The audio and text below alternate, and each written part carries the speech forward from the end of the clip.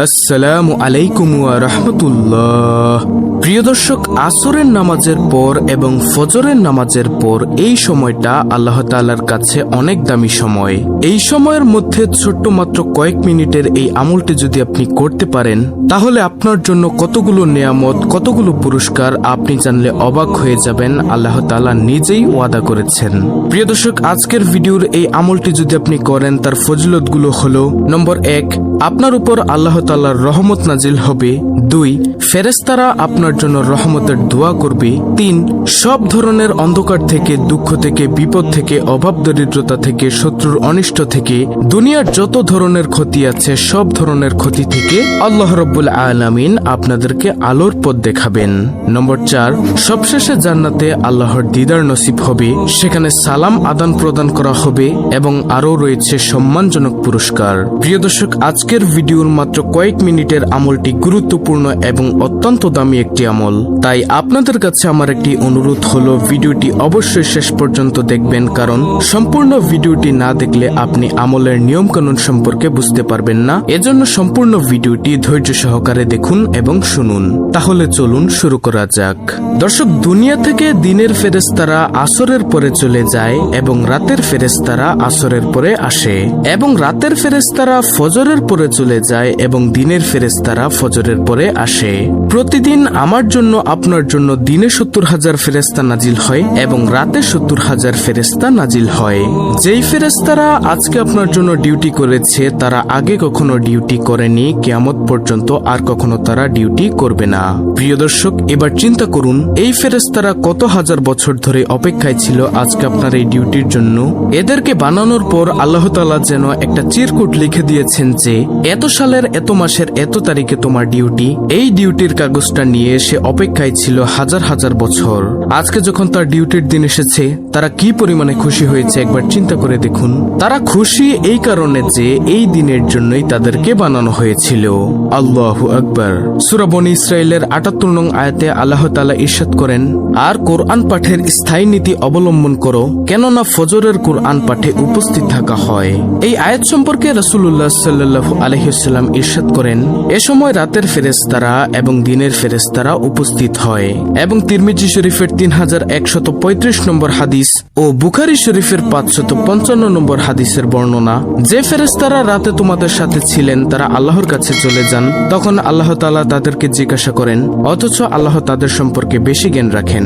তো আল্লাহ তাআলা সেই ফেরেশতাদেরকে জিজ্ঞাসা করেন, তোমরা আমার বান্দাদের কি অবস্থায় রেখে এসেছো? ফেরেশতারা জবাবে বলেন, আমরা তাদেরকে এই অবস্থায় রেখে এসেছি যে তারা সালাত আদায় করছে, এবং আমরা তাদের কাছে গিয়েছি এমন অবস্থায় যে তারা সালাত আদায় করছে। এমনটি আত-তারগীব ওয়া তারহিবের 463 নং হাদিসের বর্ণনা। তখন ফেরেশতারা আল্লাহর কাছে ফরিয়াদ করেন, হে আল্লাহ, তুমি কিয়ামতের দিন তাদেরকে ক্ষমা করে দিও। এজন্য প্রিয় দর্শক, সকাল সন্ধ্যার সময় খুবই দামি সময়। বিশেষ করে নামাজের মধ্যে ফজর ও আসরের নামাজ খুবই দামি। সূরা বাকারার 238 নং আয়াতে আল্লাহ তাআলা বলেন, সমস্ত নামাজের প্রতি যত্নবান হও, বিশেষ করে মধ্যবর্তী নামাজের ব্যাপারে, আর আল্লাহর সামনে একান্ত আদবের সাথে দাঁড়াও। অতএব ফজরের নামাজ ও আসরের নামাজ জামাতের সাথে অবশ্যই পড়তে হবে। তারপর ফজরের পরে বসে বসে কোরআন তেলাওয়াত করবেন, জিকির আজকার করবেন।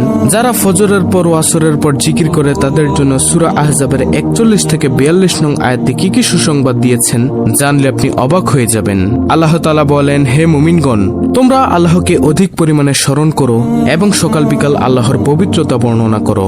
তিনি তোমাদের প্রতি রহমত করেন এবং তার ফেরেশতাগণ রহমতের দোয়া করেন অন্ধকার থেকে তোমাদের আলোকে বের করার জন্য। তিনি মুমিনদের প্রতি পরম দয়ালু।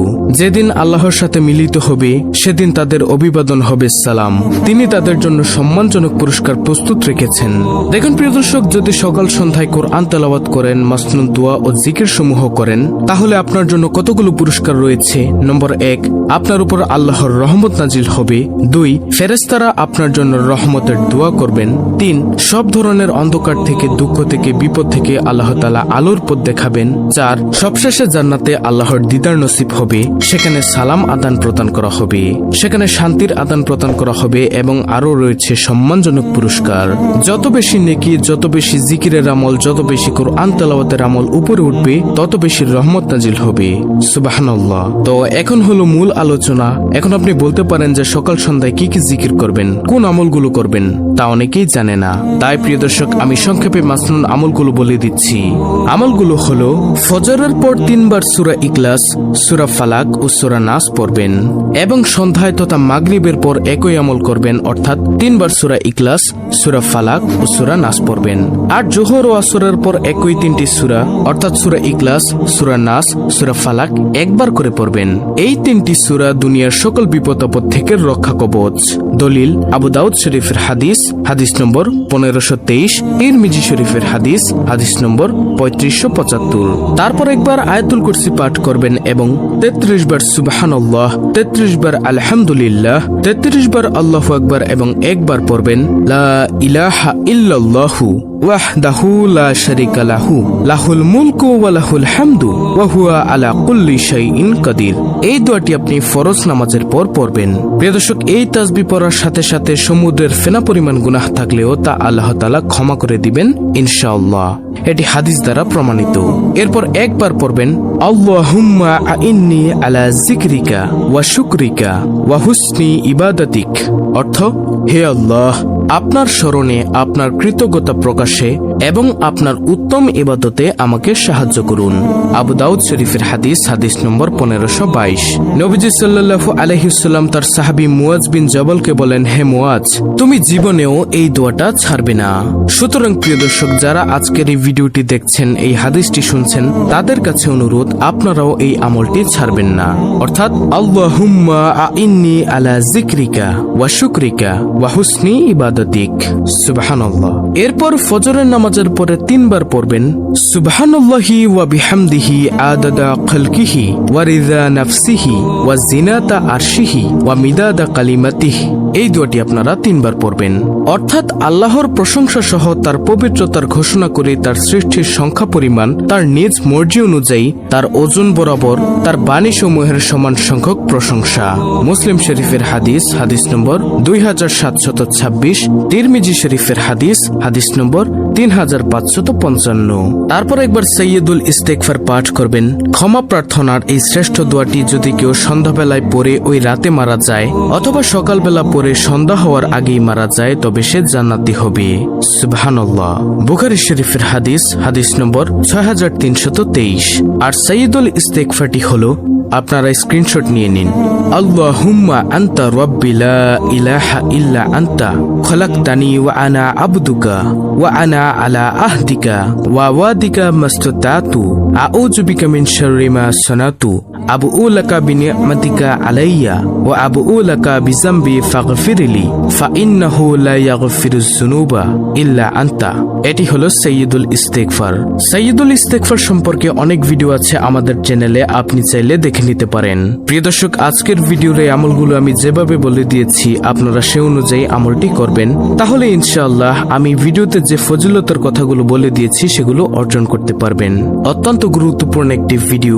ভিডিওটি ভালো লাগলে অবশ্যই চ্যানেলটিকে সাবস্ক্রাইব করে পাশে থাকা বেল বাটন অল বাজিয়ে দিবেন। ভিডিওটিতে একটি লাইক দিবেন এবং কমেন্টে আমিন লিখবেন এবং অন্য মুসলিম ভাই বোনদের কাছে ভিডিওটি শেয়ার করে দিবেন, যেন তারাও দেখে শিখে আজকের ভিডিওতে বলা এই আমলগুলো করতে পারে। আল্লাহ রাব্বুল আলামিন আমাদের সকলকে সকাল সন্ধ্যায় বেশি বেশি জিকির আজকার দোয়া দুরূদ পাঠ করার তৌফিক দান করুন। আমিন।